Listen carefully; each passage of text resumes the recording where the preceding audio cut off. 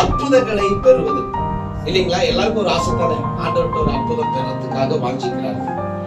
ஆனாலும் நிறைய பேர் நிறைய நேரத்துல செபித்திருந்து கூட அவனிடத்துல அற்புதங்களை பெறாதபடிக்கு அது தாமதப்பட்டு போகுது. ஏன் எனக்கு வரல அற்புதம், ஏன் எனக்கு வரல, ஏன் எனக்கு அற்புதம் நடக்கல அப்படின்ற யோசனை கூட நம்ம ஜனங்க மறந்துடுறாங்க. திருப்பி அவங்க நார்மலா ஆயிடுறாங்க. நீங்க நல்லா கவனிங்க, ஆண்டவர் உங்களுக்கு அற்புதங்களை செய்ய, உனக்கு அதிசயத்தை செய்ய அவருடைய கரங்கள் குறுகி போகல. எப்பொழுதும் நமக்கு அற்புதங்களை செய்ய அவருடைய கரம் விரித்திருக்கிறது.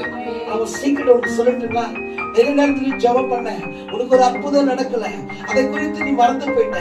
இந்த காலையில நான் உனக்கு ஆண்டவருடைய வார்த்தையை சொல்லட்டும்.